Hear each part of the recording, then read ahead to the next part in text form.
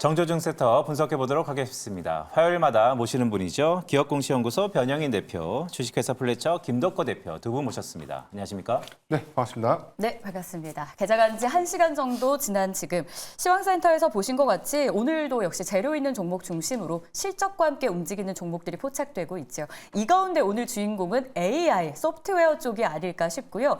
그 밖에는 2차 전지 철강도 괜찮고 아이폰 관련 부품주들도 지난주에 이어서 다시 한번 상승해주고 있습니다. 자, 그럼 본격적으로 섹터 점검과 더불어 그 안에서 탑픽 종목까지 꼽아보려고 하는데요. 자, 본격적으로 첫 번째 실시간 주요 섹터 보겠습니다. AI, 이걸로 이야기를 풀어봐야 될 것 같아요. 소프트웨어 쪽이 전반적으로 좋고요. 연장선상에서 의료 AI까지 강한 흐름을 보여주고 있습니다. 오픈 AI가 새로운 모델을 공개했다라는 소식인데요. 변 대표님, 네네. 사실 한국 시장에서는 AI 하면 소프트웨어 쪽보다는 하드웨어 산업이 더 각광을 받고 있잖아요. 네. 하지만 또 투자 관점에선 우리의 목표는 수익이니까 어떨까요, 소프트웨어 쪽?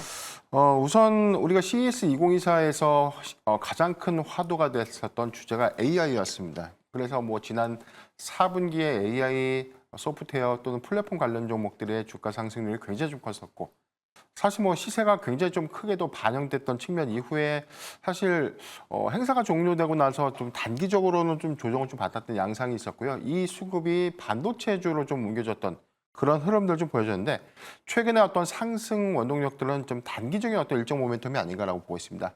내일 예정되고 있는 이 구글의 이 개발자 회의, 이 이전에 오픈 AI가 GPT-4에 관련된 업데이트 버전들을 좀 공개하면서 먼저 어떤 시장의 어떤 수급 유입 효과를 좀 작용을 했다라 좀 볼 수 있고, 아마 좀 내일 예정될 수 있는 개발자 회의에서도 지금 이 제미나이의 AI 연동 부분, 그리고 여기서 관련된 뭐 새로운 AI 비서에 관련된 출시 기대감, 이 부분이 단기적인 어떤 수급으로 좀 더 이어지지 않을까라고 좀 보고 있고요.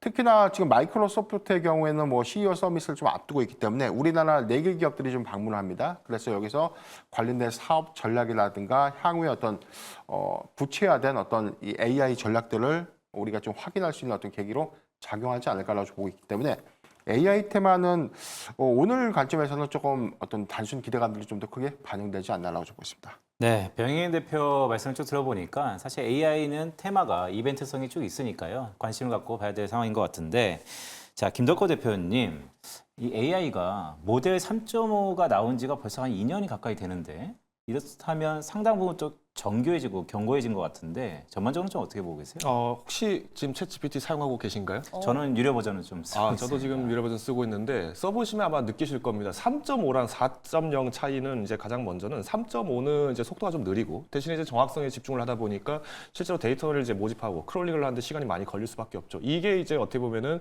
챗GPT 우리가 그 동안에 똘똘한 직원 대신에 AI 하나 드리겠다라고 했던 원인이 여기였는데, 자 챗GPT 4, 그러니까 모델 4가 되면서 이때 강조된 게 뭐냐면은 실제로 이제 이 똑똑한 기구를 만들어놨는데 AI를 만들어놨는데 이거를 일반인들이 쓰거나 하기에는 아직까지는 전문가들의 영역에 조금 더 집중돼 있다 보니까 소통이 잘 안 됐다는 겁니다. 그러다 보니까 이거를 이제 언어 모델을 좀 더 유연하게 대처하는 방법으로서 작성을 한 게 바로 GPT-4라고 보실 수 있을 것 같고요. 물론 이 내용은 3에서 3.5로 넘어가 3에서 3.5로 넘어갈 때도 좀 업데이트가 된 부분이긴 합니다만은 여기 이제 창의성이라든가 이제 독창성을 이제 직접적으로 이제 직접 생산을 하기 시작했다는 거죠. 그래서 뭐 지금 뭐 유료 버전을 결제하신 분들은 아시겠습니다만은 최근에 이제 뭐 챗GPT에다가 이제 이러이러한 그림 그려줘라고 이제 달리 서비스랑 같이 연계를 하다 보니까 뭐 다양한 그림들, 캐릭터들 많이 만들어내고 있습니다. 자, 그러면 우리가 이제 이 AI 부분을 지목을 했을 때 이제 결국은 우리가 일반적인 전문가들 중심에서 활용되던 단순한 기구가 아니라 좀 똑똑한 직원이 아니라 누구나 활용이 가능하기 때문에 오히려 시장 전반적으로 진입 장벽을 낮춰준다라는 게 이제 강적으로 가고 있는 과정이죠. 그러다 보니까 이번에 GPT-4도 마찬가지로 여기서 이제 좀 더 한 발 더 나아가서 직접적인 소통을 하는 데 있어서 좀 더 유연한 방법이 뭐가 있을까라고 개발을 하다 보니까 지금의 과정이 나온 것이지, 저는 앞으로 뭐 GPT-5, 6까지 나온다 하더라도 결국은 우리가 이제 이걸 이용하는 고객들의 수에 초점을 맞출 수밖에 없다 보니까 좀 더 뭔가 이제 전문적인 기술을 입력하는 그 알고리즘을 좀 더 공개할 가능성이 크다라고 보고 있습니다. 이게 이제 공개가 됐을 때 이제 과연 대중에서는 어떻게 활용하냐, 이게 이제 오픈 소스 격으로 활용될 수가 있다라고 저는 좀 말씀드리고 싶습니다. 네, 김덕거 대표 말씀을 쭉 들어보니까 사실 범용성이 핵심인데요. 아이폰 같은 걸 생각을 안 해볼 수가 없어요. 처음에 나오다가 계속해서 기술 개발이 되다가 시장에 각광을 받다가 어느 시점 되면 더 이상 새롭지가 않다라는 것인데 챗 GPT는 그것에 비하면 아직은 완전히 성장 초기라고 보시는 건가요? 그렇습니다. 뭐 저는 이제 아이폰 같은 경우에는 사실 뭐 농담 반 진담 반으로 제가 좀 드리는 말씀이지만은 뭐 스타벅스 가서 노트북 켤 때는 삼성 노트북 가져오지 마라, 애플 노트북 가져와라. 뭐 이런 이제 네. 밈처럼 이렇게 웃자고 하는 소리처럼 농담들이 이렇게 많이 나타나는데 이게 어떻게 보면은 그 가격 경쟁 자체에 대해서 그러니까 똑같은 노트북을 쓰는데 어떻게 보면은 윈도우에 익숙하던 우리나라 사람들이 굳이 애플의 그 시스템을 활용한다는 게 좀 불편할 수밖에 없습니다. 근데 이게 뭐겠습니까? 그만큼 어떤 자부심이죠. 그러니까 내가 이 제품을 향유하고 내가 이걸 통해서 활용할 수 있는 전문가다라는 부분들이 자부심이 좀 있다 보니까 나온 현습이라면은 이제 사실은 이 시장 자체의 판도는 오히려 더 다양한 아이디어를 뽑아내기 위해서 필요한 인력들을 찾아내다 보니까 저는 결국은 이제 지금도 AI는 아직도 지금 시작 단계에 있는 것밖에 안 된다라고 요약을 드리겠습니다. AI 시작 단계다라고 김덕호 대표의 의견을 좀 들어볼 수 있었는데요. 자, 그렇다면 어쨌든 AI가 오늘의 주인공은 맞습니다. 어떤 종목이 이 안에서도 탑픽의 역할을 해줄 수 있을까요? 기회를 발굴합니다. 먼저 변영인 대표의 탑픽은 한글과 컴퓨터입니다. 대표님, 이 종목은 오늘 거래량, 거래대금 모두 강하지 않습니까? 네네. 지금 자리 괜찮아요? 지금 사실 지금 진입은 좀 부담스럽지 않나. 제가 사실 어제부터 조금 계속해서 좀 체크를 했던 종목이었기 때문에 아마 시가에 좀 공략을 했다면 좀 괜찮았을 텐데 네. 지금 현재 23%대이기 때문에 단기적인 일정인 이벤트를 우리가 주시한다고 하더라도 현재 진입보다는 좀 조정시 매수가 좀 맞겠다라고 네. 좀 보고 있습니다. 한글과 컴퓨터의 경우에는 1분기 실적 호조, 여기서는 AI 사업 전환에 따른 어떤 포트폴리오 다각화 부분이 실적에 관련된 기대감 그리고 이 부분이 상반기에 신규 제품의 출시 기대감까지 좀 이어지면서 이런 일정 이벤트들과 맞물리면서 오히려 좀 수급이 좀 확대되는 효과가 좀 작용하지 않나를 좀 보고 있는데 저는 사실상 뭐 급등 이후에 좀 조정 구간 안에서도 하반기에 다양한 어떤 전략들 내지는 신제품 출시 이벤트 내지는 뭐 실적 관점에서도 계속해서 좀 관심 가질 수 있는 종목이 아닌가라고 좀 보고 있습니다. 네, 변영희 대표의 한글과 컴퓨터 공교롭게 오늘 좀 상승폭이 큰 상황입니다. 자, 김덕호 대표의 AI 탑픽 한번 볼까요? 자, 한국엔 이 기업을 빼줄 수 없죠. 안랩이네요. 네. 사실 이제 알랩 같은 경우에는 그러니까 잘 아시겠습니다. 뭐 정치적인 이슈 때문에 이제 워낙 등락폭을 좀 많이 반복을 했습니다만은 저는 이제 이 알랩을 비롯해서 지금 이제 보안 시장 쪽을 굉장히 주목을 하고 있습니다. 뭐 어제 오늘 계속 이제 지금 이슈가 나오고 있는 게 미국에서도 지금 이제 반도체 중국에 대해서 반도체 수출하는 걸 제재를 넘어서서 이제는 이제 AI 모델 수출도 이제 제약을 하겠다 이런 얘기들이 나오고 있죠. 그러다 보니까 이제 중국의 뭐 37개 기업들을 뭐 우려 거래자 대상으로 이제 지금 선정을 하게 되고 이런 영향들이 나타났는데 최근에 이제 마이크로소프트가 지난 2월에 그러니까 이제 생성형 AI를 활용해서 해킹을 구사하고 있다라는 걸 이제 지금 적발을 했다는 정황이 나왔죠. 자, 그러면 우리가 이 해킹이라는 시스템도 과거에는 우리가 해커들이 직접 이제 타일을 하나 입력했던 그러니까 전통적인 방식 해커들은 내가 직접 코드 입력하고 이렇게 했었는데 지금의 방식은 이 생성 AI를 비롯해서 이제 다동화된 그러니까 우리가 다양한 이제 언어 모델들을 활용을 하게 되면서 동시다발적으로 명령을 수행할 수 있게 되다 보니까 사실 저는 이런 부분에서 이제 AI가 결국 강화된다. 결국은 개인정보 보안성이 굉장히 많이 취약해질 수밖에 없다라고 저는 보고 있습니다. 더군다나 지금 아까도 제가 말씀드린 것처럼 이 AI가 이제 범용성의 개념으로 간다라고 한다는 거는 쉽게 말씀드리면 제가 지금 관심 있는 종목을 어떤 AI한테 물어본 거와 지금 이제 함께 하시는 이제 변영인 대표님이 어떤 관심 있는 종목을 AI에 물어본 거야. 이거에 대해서 차별점을 두고 여기에서 각자가 보안을 유지를 해야 되는데 이게 이제 벽이 허물어지는 순간에는 문제가 커진다는 거죠. 그러다 보니까 저는 이런 어떤 지적재산권 보호라든가 더불어서 이제 기술력 유출 그리고 최근에 이제 스마트 팩토리까지도 좀 연계를 해서 네. 보신다면은 저는 보안 시장 계속 놓칠 수는 없다라고 요약드리겠습니다. AI 안에서도 탑픽을 꼽아봤습니다. 변영인 대표는 한글과 컴퓨터, 조종 씨의 매수 기회 찾아보자. 그리고 김덕구 대표는 보안 시장을 주목하면서 안랩을 탑픽으로 꼽아주셨습니다. 참고해 보시고요. 자, 실시간 주요 섹터 두 번째로 넘어가 보겠습니다. 이번에는 철강주를 점검해 봐야 될 것 같아요. 미국의 대중관세 발표를 앞두고 국내 관련주들이 반사수혜 기대감이 좀 나오는 상황인데요. 변 대표님, 다만 이 미국의 중국 대리기 이슈 부각될 때만 철강주가 최근에 좀 올랐잖아요. 개별적인 철강주 자체의 모멘텀은 없는 겁니까? 저는 사실 뭐 이익기조 관점에서는 일단 경기 변동성이라고 좀 보고 있는데 중국의 경우에는 지금 부동산 경기 침체 이슈 이 부분 때문에 자국 안에서 소비되지 못했던 철강이 사실 국외로 좀 굉장히 좀 저가에 많이 유입되면서 이 철강 가격들이 급락하게 된 배경으로 좀 작용을 했었고요. 이 부분이 최근에 뭐 관세를 뭐 7.5%에서 25%로 상향한다고 해서 우리나라의 어떤 부분적인 어떤 수혜가 좀 기대된다라는 어떤 분석도 좀 나오고는 있지만 저는 조금 이런 관점에서 좀 보수적으로 좀 보고 있습니다. 왜냐하면 일단 철강 부분에서는 우리가 이제 북미 시장에 좀 진출할 때는 일단 쿼터제에 좀 묶여 있기 때문에 중국의 관세 인상으로 인해서 유입되지 못했던 철강 부족 수요량들이 만약에 쿼터를 좀 더 늘려준다는 관점에서 우리나라의 반사수혜 내지는 오히려 철강의 공급량들이 좀 더 증가될 수 있는 계기로 작용한다면 긍정적일 수 있는데 일단 뭐 중국의 어떤 관세가 올랐다고 해서 우리나라의 어떤 철강 유입량들이 좀 더 크게 극대화된다라고 보기에는 아직은 확인이 좀 더 필요하지 않나라고 보기 때문에 금번 1분기 실적 기조를 본다고 하더라도 아직 업황이 빠르게 회복됐다라고는 어떤 시그널들을 좀 회복되지 못했던 점. 다만 이제 비철금속의 경우에는 최근에 가격 상승에 따른 어떤 판가 전환 여부 이 부분이 이익 개선으로 좀 작용할 수 있겠지만 이게 1분기는 아니라는 것이죠. 그렇기 때문에 저는 철강은 조금 더 2분기까지는 조금 더 보수적인 관점으로 체크를 해야 되지 않을까라고 좀 말씀드리겠습니다. 네, 변영인 대표 말씀을 쭉 들어보니까 철강 산업은 쿼터제가 바뀌지 않는 한 사실 가격의 인상분밖에 네. 없는데 이 부분은 시간이 좀 걸릴 것 같다는 말씀 주셨는데요. 그렇다면 김덕호 대표는 이 철강 섹터를 어떻게 보고 계세요? 일단 철강 같은 경우는 지금 이제 역대 저평가를 받을 수밖에 없다라는 점을 좀 말씀드릴 수 있을 것 같고요. 일단 두 가지 원인입니다. 첫 번째는 이제 당연히 이제 뭐 경기가 안 좋기 때문에라는 얘기를 뭐 핑계 삼아 좀 얘기를 드릴 수 있을 것 같고, 두 번째는 지금 이제 가격 경쟁을 아까 말씀하셨는데 이제 이 가격 경쟁으로 지금 붙어 있는 국가가 지금 큰 국가가 두 가지가 있습니다. 하나가 중국이고 하나가 일본입니다. 그러니까 지금 중국 같은 경우에는 계속 이제 3월 지금 1분기 내에서 지금 철강석을 항만 내에 계속 이제 지금 적재를 하고 있습니다. 그러니까 이 지금 재고량이 지금 어마어마한 것으로 알고 있는데 지금 목적이 이제 철강제를 활용을 해서 이제 본격적으로 덤핑 경제를 하려고 하는 것이다. 이 의견이 있고, 두 번째로는 이제 중국 내 내수 경기를 본격적으로 가동시키기 위해서 특히나 이제 부동산이라든가 이런 건설 업종들을 이제 가동을 시키기 위해서 준비하고 있다. 뭐 이런 얘기들은 나오고 있습니다. 자, 근데 어찌 됐든 간에 지금 중국에서의 철강제 관련해서는 지금 바이든 대통령도 지금 관세를 3배까지 올려라. 최대 이제 25%까지 올려라라고 얘기를 하고 있는데 이미 이 관세권 관련돼서는 뭐 앞서서도 이제 많은 개별 기업들에 대해서의 조사는 계속 진행이 되고 있었습니다. 사실 이제 뭐 미국의 정치권에서도 여전히 이 관세 부과에 대한 부분들을 검토를 안 할 수가 없는 게 미국의 철강 노조들이 계속 이제 들고 일어나다 보니까 당연히 지금 이제 대선을 앞두고 있는 두 후보 입장에서는 민감할 수밖에 없다는 거죠. 그러니까 중국에서는 중국의 어떤 기업은 이제 지난 2021년에서 22년도까지 이제 철강 수출했던 그 내력을 가지고 이제 평가를 해보니까 관세를 무려 337%뭐 이렇게 매겼다, 이런 얘기들도 아마 보셨을 것 같은데 결국 이제 중국 밀어내기 식으로 한다라고 해서 이게 무조건적으로 한국에 오느냐, 그거는 아니라고 봅니다. 자, 그러면 이제 두 번째 일본 입장을 보겠습니다. 일본 엔화가 지금 여전히 지금 155달러에 지금 있는데 155엔에 있는데 달러당 155엔이 있는데 여전히 이제 이 저가의 엔저 현상으로 인해서 사실은 일본은 계속 이제 수익을 만들어내고 있는 상황이고요. 자, 그러면 이제 우리가 이제 결국 연장선에서 봤을 때 철강주는 어떻게 봐야 되냐?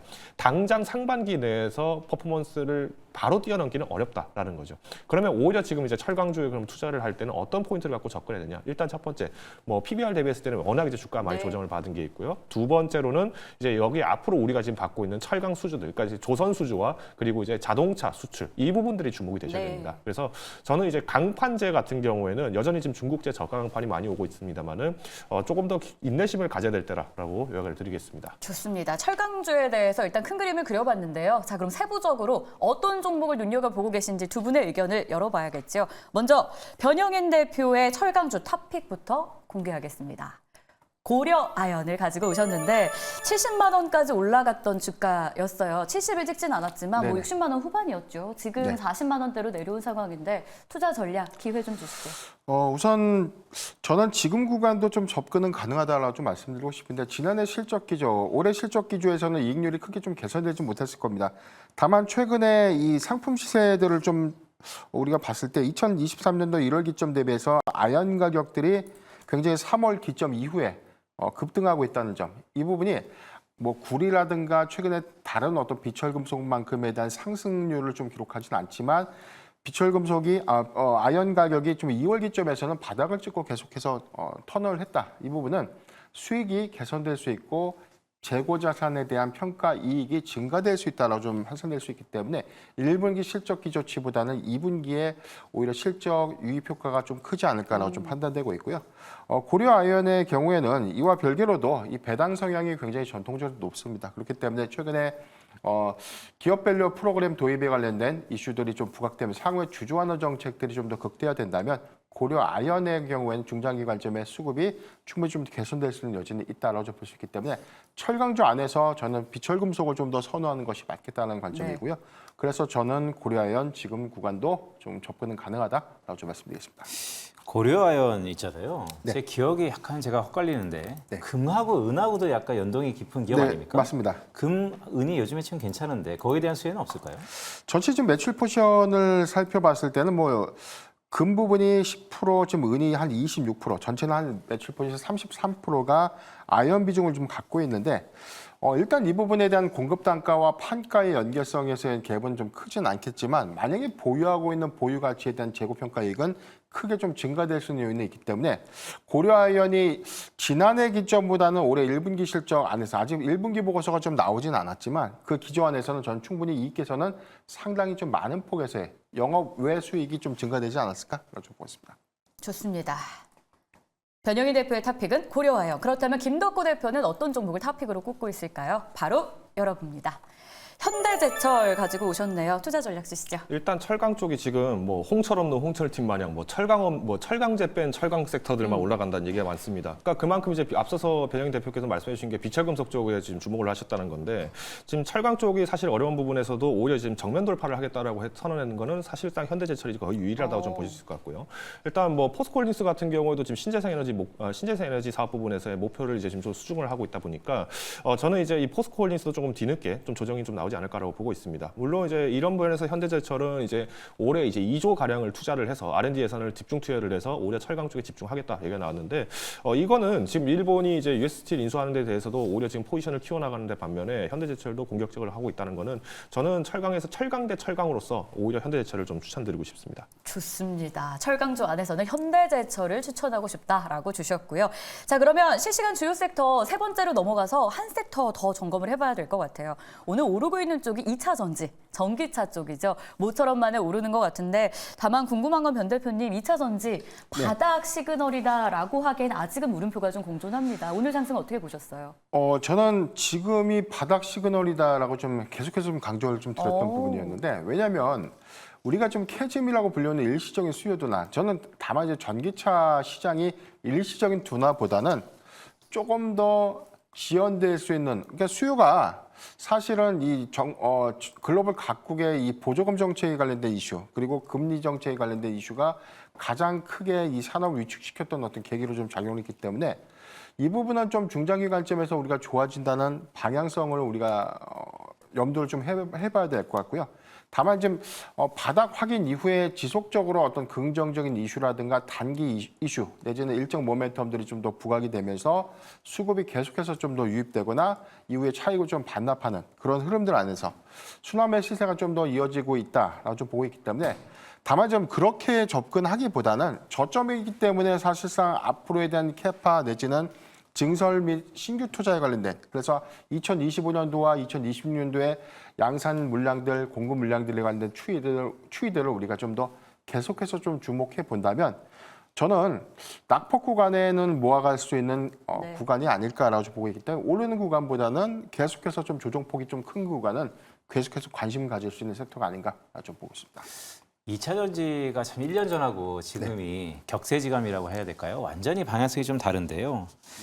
이럴 때일수록 좀 꿈틀꿈틀 거리는 종목에 시선이 좀 갑니다. 간밤 뉴욕 시장에서 베트남 전기차죠. 빈페스트가 크게 올랐는데 테슬라 빈페스트 뭔가 좀 연관성이 있나요? 뭐 사실 그보다는 이제 뭐 일단 미국 시장 자체에서의 가격 경쟁이 됐다라는 거는 미국 기업들이 지금 이득을 지금 양보를 하고 있다라고 보셔야겠죠. 그러니까 지금도 미국 내에서도 마찬가지로 지금 CPI나 PPI를 주목을 하고 있는 원인이 결국은 이제 가격 경쟁력을 낮추기 위해서 지금 중국과 이길 수 있느냐 이 부분을 지금 가고 있는데 사실 뭐 테슬라만 하더라도 뭐 FSD 가격을 지금 반토막 내가지고 지금 중국 시장 들어간다. 결국은 이제 빚내서라도 시장에서 어떻게든 점유율을 높이겠다라는 입지로밖에 해석이 안 됩니다. 이번에 애플도 실적 발표되는데 아이폰 3월에 이제 아이폰 판매량이 중국 내에서 늘었다고 얘기가 나왔는데 사실 이것도 아이폰 15 모델을 뭐 10% 정도 이제 가격을 인하하면서 나온 게 이제 12% 정도 매출이 늘었다 이런 결과가 나왔다는 겁니다. 그러면 이제 지금부터 이제 우리가 보셔야 될 거는 뭐 말 그대로 이제 중국 전기차들이 어디까지 지금 이제 성장세를 지금 탄력을 받고 있냐를 보셔야 되는데 최근에 이제 미국에 상장을 했던 지커 인텔리전트 테크놀로지도 마찬가지로 지금 연일 지금 상승을 하고 있습니다. 자 그럼 미국 내 상장했던 이 중국 기업 중국 전기차 기업들도 마찬가지로 전기차가 지금 상승세를 보이고 있다. 아직까지는 전기차에서 지금 중국 전기차 시장이 좀 꽤나 독주를 하고 있다는 점을 좀 보셔야 될 것 같습니다. 알겠습니다. 자, 그렇다면 전기차 2차 전지 안에서도 저희가 힌트의 종목을 발굴해 봐야겠죠. 지금 자리에서 들어갈 만한 종목이 있을지 궁금한데요. 변영인 대표의 선택부터 보겠습니다. 자, 2차 전지 안에서도 삼성 SDI를 가지고 오셨습니다. 이 종목 뭐 보유자의 영역, 신규 진입 둘 다 좀 전략 주시죠. 예, 우선 삼성 SDI의 경우에는 배터리셀 3사와 대한 실적 차별화가 좀 있었고 LG 에너지 솔루션이 1분기 실적 IRA 세액 공직을 차감하고 나니까 적자로 전환했었고요. SK이노베이션의 경우에는 정제 마진이 극대화되면서 이익 개선을 좀 했지만 배터리 사업 부분에 대한 적자 폭들은 좀 더 확대됐다는 관점. 여기서는 삼성 SDI가 그럼에도 불구하고 시장의 전망치를 상회하는 이익을 이뤄냈다는 부분들은 굉장히 긍정적이지 않나 좀 보고 있습니다. 지금 이 P5, P6라고 불리는 프리미엄 배터리의 유러피안 공급이 지난 3분기부터 계속해서 좀 호조를 좀 보이고 있는 부분이 이익을 좀 개선시킬 수 있는 계기로 좀 작용을 했는데 앞으로 이런 업황들이 개선되는 관점에서는 삼성 SDI의 경우에는 특화된 배터리에 대한 공급 유입량 때문에 이익이 크게 좀 더 극대화되지 않을까라고 좀 보고 있고요. 여기 더해서 46파이 배터리의 부분에서는 LG 에너지 솔루션이 뭐 하반기 양산을 좀 앞두고 있겠지만 삼성 SDI도 내년도 파일럿 제품 일부 양산 제품들이 좀 나올 것이다라는 기대치. 그리고 2026년 내지는 2027년도 전고체 배터리 부분에 관련돼서는 배터리셀 3사 중에 가장 기술적인 측면에서 우위를 좀 점하고 있지 않나. 향후에 장기적 관점에서의 시장 선점 효과들을 좀 우리가 대입해 보면 삼성 SDI의 경우에는 저는 한 45만 원 미만은 계속해서 모아갈 수 있는 전략이 아닐까라고 좀 말씀드리겠습니다. 변영인 대표의 2차 전지 탑픽 삼성 SDI 전고체의 강자죠. 그 향후 방향성에 대한 기대감이 여전히 있는 종목입니다.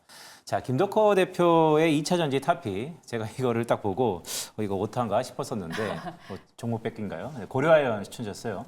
고려안 같은 경우는 옛날부터도 계속 강조를 많이 드렸습니다. 뭐 제가 팬데믹 때 방송 나왔을 때도 고려안 사셨는데 그때 한 29만 원 정도 됐었는데 그때 누가 실시간 채팅 이런 말씀하시더라고요. 내가 저거 사느니 차라리 탄광 가서 구리광석해서 팔겠다 했는데 68만 원까지 간 거 보면 좀 안타깝긴 합니다. 네, 어쨌든 뭐 여기 좀 각설하고요. 일단 고려아연 같은 경우에는 뭐 아시겠습니다. 아까 변영 대표께서 말씀해주신 것처럼, 그러니까 뭐 금, 은 그리고 이제 구리 쪽 여기 더불어서 아연 매출이 굉장히 탄탄하게 나오는 기업입니다. 미국 내 이제 코퍼엑스라고 하는 코퍼엑스라고 하는 ETF에서도 사실 우리나라에 있는 고려아연이 지금 상장이 돼 있을 정도로 편입이 돼 있을 정도로 꽤나 이제 탄탄한 기업이라고 보실 수 있을 것 같은데 일단 저는 이제 고려아연에서 지금 자회사로 있는 K점의 영향을 좀 주목을 하고 있습니다. 지금 이제 우리가 그동안 고려아연이 2020년, 21년도에 계속 자회사에서 이제 동박 만든다, 동박 가동한다 이 얘기가 계속 나왔는데 작년 1분기부터 이 K점이 이제 동박을 만들기 시작을 했습니다. 그래서 본격적인 양산을 좀 진입을 할 건데 뭐 이런 말씀하신 분도 계십니다. 이미 뭐 SKC라든가 뭐 SK온이라든가 아니면은 뭐 SDI 그리고 이제 뭐 롯데머티리얼즈 이런 기업들이 지금 다 하고 있는데 왜 박 터지는 싸움에 동박 싸움을 하려고 하느냐라고 얘기하시는 분이 계실 것 같은데 일단 그 SK온 예하에 있는 SK 넥슬리스 같은 경우도 그렇고 롯데머티리얼즈도 그렇고 지금 폐전소에서 나오는 구리를 갖다가 다시 녹여서 제품을 만들고 있습니다. 그러다 보니까 제품 순도 자체가 사실은 좀 떨어질 수밖에 없습니다. 오히려 고려아연 같은 경우에는 실제로 이제 고려에서 지금 추출을 하고 있는 순도 높은 구리 부분들을 활용을 해서 만들다 보니까 좀 안정성 면에서는 조금 더 높아질 가능성이 높다라고 저는 판단을 하고 있고요. 이제 고려아연은 뭐 앞서서 이제 변영 대표 말씀해 주신 것처럼 투자 페인트가 굉장히 많습니다. 다만 이제 저는 오늘장에서 조금 굳이 들어가라? 저는 개인적으로 조금 자제를 하시는 게 좋다고 보고 있고요. 오히려 한 일주일 정도 뒤니까 다음 주 정도에 이제 이슈가 좀 정리가 되고 나서 물가지수에 대한 이슈가 좀 소거가 되고 나면은 접근해 보시는 걸 좀 권고드리고자 합니다. 네, 마지막 섹터로 저희가 2차 전지, 전기차 관련한 섹터 점검했는데요. 두 분의 탑픽은 삼성 SDI와 고려아연까지였습니다. 자, AI, 철강, 2차 전지 각 섹터마다 탑픽까지 꼽아봤는데 눈에 띈 건 고려아연이라는 종목이 연거퍼서 각각 선택이 됐다라는 부분 눈에 띄었고요. 자, 그럼 이런 시장에서 남은 하루 어떤 전략으로 가야 되는지 좀 더 세세한 전략 이야기 해보겠습니다. 먼저 변영인 대표의 오늘장 한마디를 통해 시장 전략 알아볼 텐데요. 보시죠. 네. 물가지표 발표, 수급 변동 유의하자라고 주셨습니다. 이제 또 물가는 내일이죠. 네네.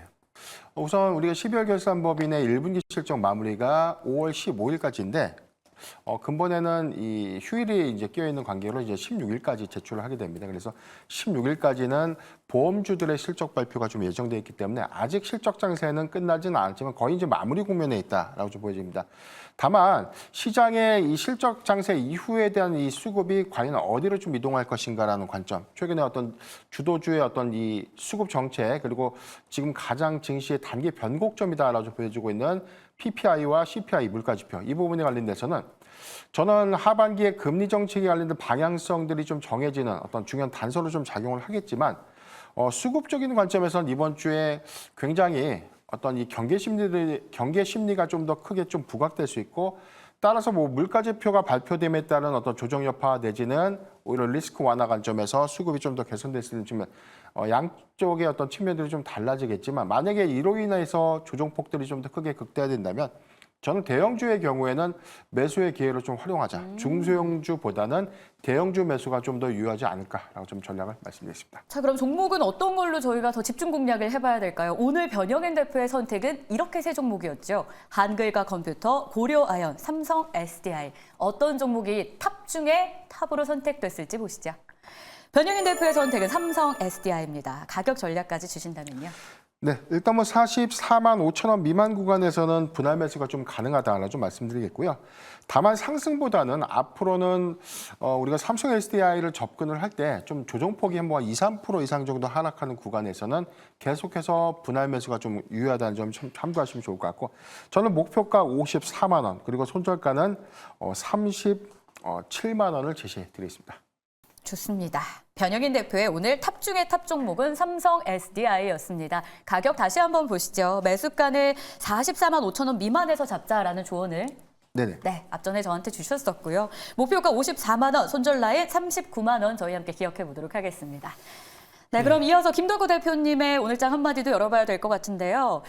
좀 불안한 시장이다. 기초공사부터 다시 하자라고 주셨네요. 일단 이제 앞서서 말씀하셨던 것처럼 이제 물가 지수 부분들은 계속 놓칠 수가 없습니다. 그러니까 연준 의원들이 이제 금리 인하를 한다 만다 계속 말이 바뀐다라고 얘기를 하시는데 사실 연준에서는 아직까지 피벗을 바꾼 적이 없습니다. 그리고 이제 제롬 파월 의장도 이제 이전에 FOMC가 끝나자마자 기자회견 때 이제 말한 얘기를 따르면은 뭐 실업률이 고작 소수점 한 자리 바뀐 거 가지고 우리가 금리 동안을 바꾸진 않을 거다라고 이제 강력하게 시사를 한 바 있기 때문에 결국은 이제 우리가 고금리 상황에 대해서도 충분히 대비를 하고 있어야 된다라고 좀 말씀을 드리겠습니다. 그래서 사실 우리가 그동안에 그래도 많은 종목들, 그러니까 지금 올해 초부터 해서 온디바이스 AI 잘 갈 것이다, HBM 잘 갈 것이다, 더불어서 배터리 시장 다시 이제 반등 나올 것이다, 여러 가지 이슈들이 있었습니다만은 우리가 이제 이 고금리 상황이 당연히 연장이 되지 않는다는 가정에서 진행을 한 거기 때문에 우리가 이제 지금 거의 이제 한 5개월, 이제 6개월 차를 향해 나아가는 시점에서는 한 번 정도는 우리가 지금 기존에 갖고 있던 포트폴리오, 물론 내가 손실폭이 좀 클 수는 있겠습니다만 여기서 어떻게 전략적으로 매매할지에 대한 시나리오를 충분히 작성하고 접근하셔야 된다 이야기를 드리겠습니다.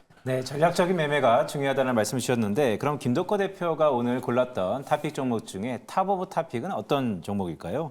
안랩과 현대제철, 고려아연을 갖고 오셨었어요. 제가 오늘 좀 소개드리고 싶은 종목은 현대제철입니다. 일단 현대제철 같은 경우에도 뭐 여전히 지금 가격 자체의 메리트는 충분히 있다라고 좀 말씀드릴 것 같고요.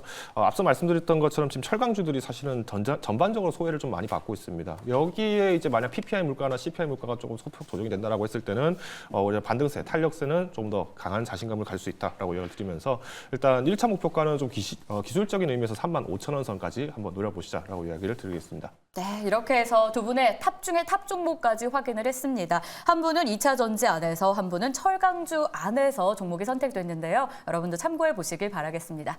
두 분과 함께하는 시간 여기서 마무리합니다. 고맙습니다.